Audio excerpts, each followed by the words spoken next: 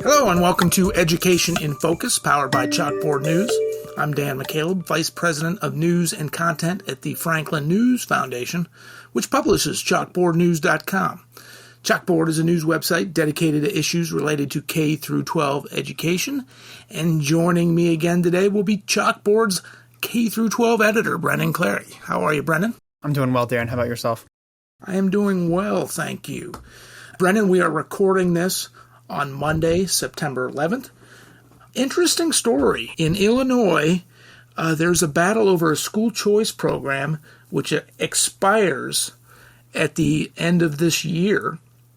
The Chicago's Teachers Union and many other teachers' unions across the state have been battling to keep it expired, while lawmakers are considering when they return to session in October of extending it.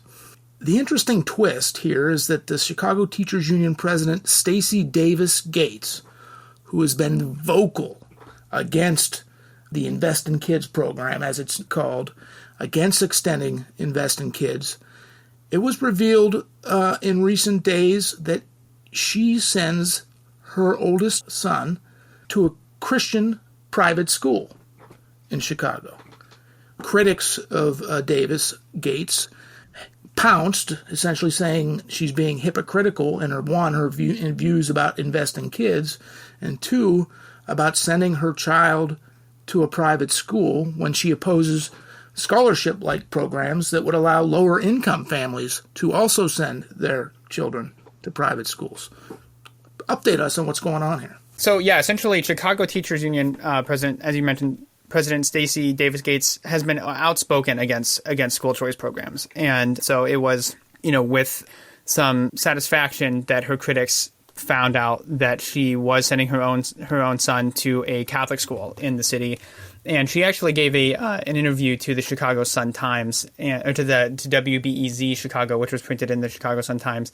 And she talked with them and said, essentially, I'm still critical of school choice initiatives that siphon money away from public schools, but she said that she is fully on board with sending her son to a private school because of the opportunities that allowed, which were not available in the local public school. And so I think that was a she's trying to defend herself and double down on that.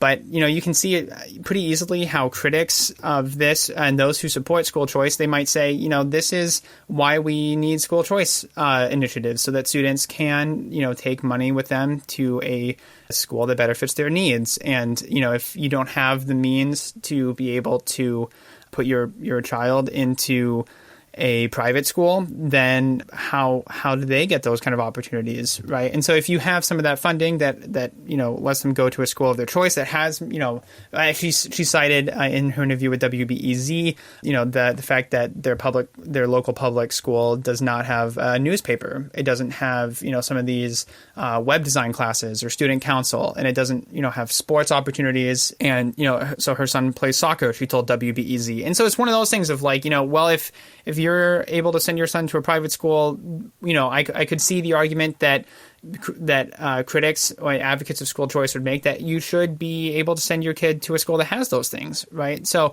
it is sort of there is a dilemma there, I guess, of, what do you do when a school in your neighborhood does not have those opportunities, right? And, is there a systemic funding issues? That's probably true. And so it's just one of those tough things, and you can see how, she's kind of gotten caught up in the middle of it. And it's interesting. It's not just, these school choice advocates. There's actually I believe a union, like a Chicago Teachers Union member who is critical of her, who kind of launched this in the first place. So that's an interesting factor, a factor of that, I think, too, is, she's kind of getting this from all sides of, there are the school choice people, there are sort of like the think tanks who are critical, and then, but there's also her own union. Some of her members are saying, this is not how, it's not what we do, right? So I will defend Stacy Davis Gates' right to send her child where she wants based on her means.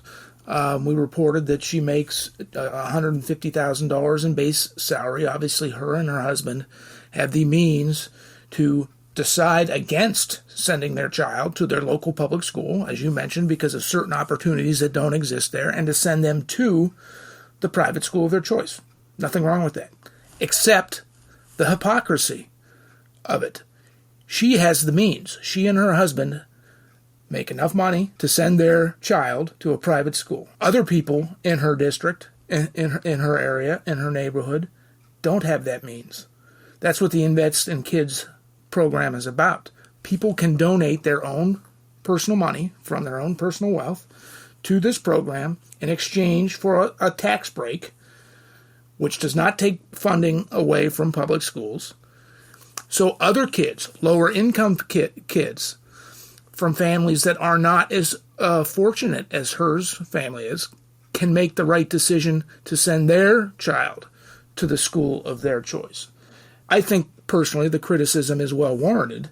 She's even got some statements from her past, or even I'll just say them. She's called school choice initiatives racist, essentially saying that it's an effort by rich white people to keep black kids or poor kids out of certain schools, to not desegregate schools. She's taken it that far. I don't know. As I mentioned, the Illinois legislature returns in October. One of the things there's no agenda yet, but one of the things that's expected to be talked about is extending the Invest in Kids scholarships, School's Choice Scholarship Program beyond the December 31st, 2023 deadline, when it's now set to expire. Give you the last word before we have to close.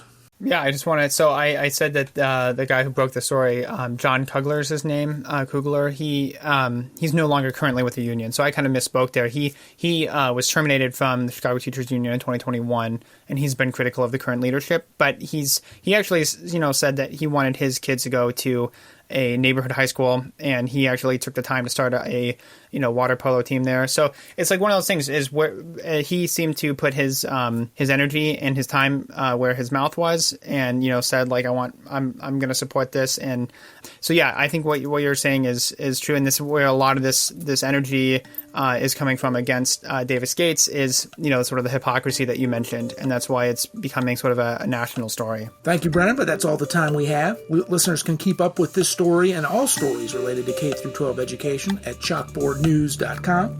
For Brendan Clary, I'm Dan McCaleb. Please subscribe. Thank you for listening.